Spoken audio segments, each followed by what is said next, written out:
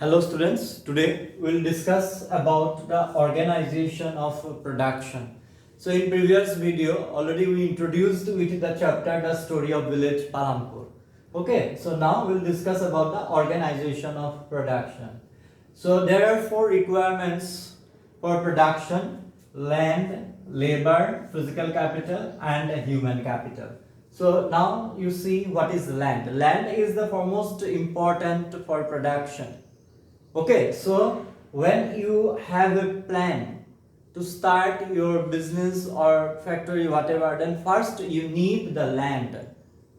Okay, so you need land. So land is the most important factor of production.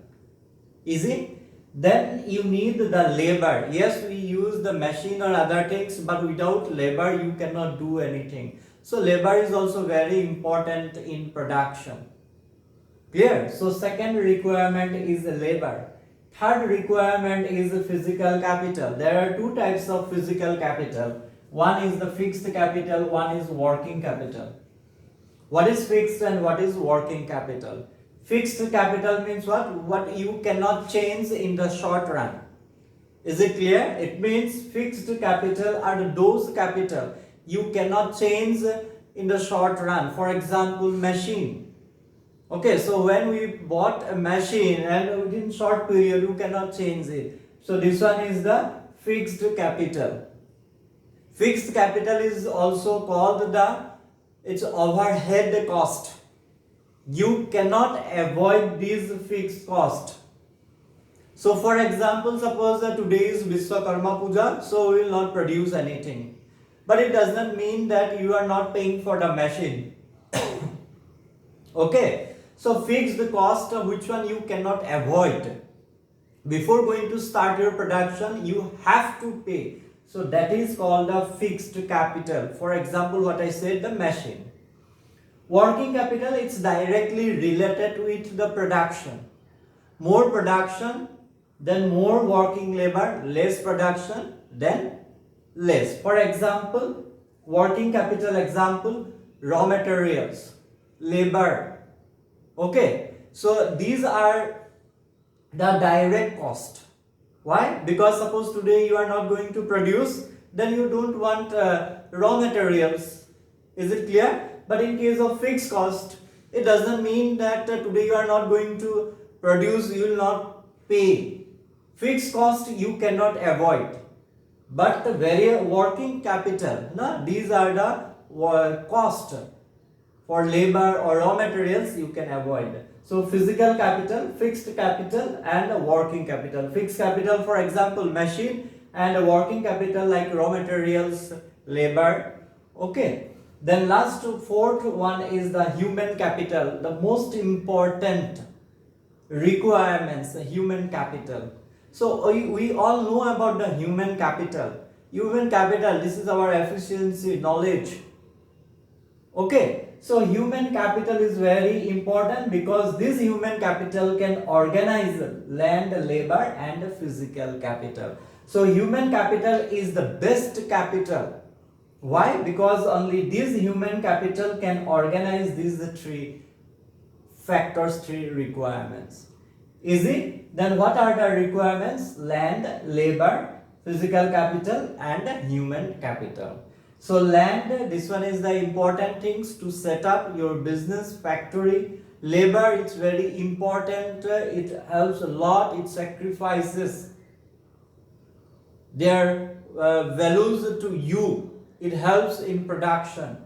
Number three is the physical capital, machine, raw materials. Okay, so these are the fixed and working capital, human capital. So this is you can say this one is like a enterprise organizer, because this human capital is the best capital. Only human capital can organize land, labor, physical capital. Suppose you have a piece of land but you don't have idea how to use this land, then you cannot use.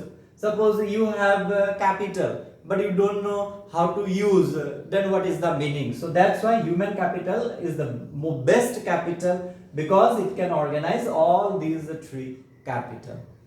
Easy? Then you see the farming in Palampur. So first is land is fixed. We all know land is fixed. You cannot expand the land. In village Palampur also same thing, when people grow, increase because of growth of population. So they have the less land, and after that what they did, they started to use the waste land. So definitely land is fixed, not only in village Palampur, everywhere land is fixed. So what did in Palampur? So they started to use that waste land for their cultivation. Then is there a way one can grow more from the same land? Definitely yes, which is called the multiple cropping.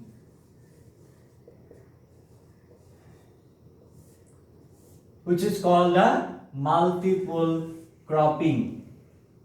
Is it clear? So when one person can grow more than one crops from the same piece of land, this is called the multiple cropping.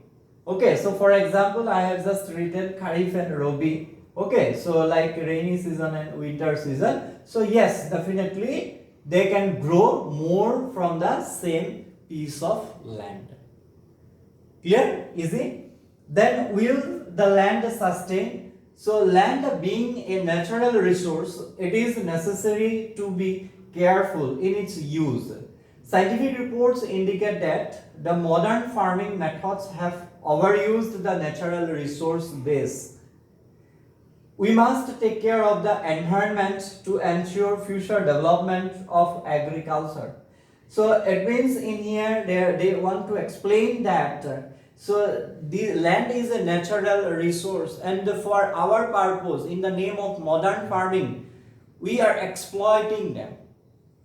Clear? So when we use the more fertilizer, then land lost their fertility, and this is not good for our environment. So that's why we have to be careful. So that today then we discussed all about these like organization of production. There are 4 requirements: land, labor, physical capital, human capital. In physical capital there are 2 types: fixed and working. Fixed means you cannot change in the short term.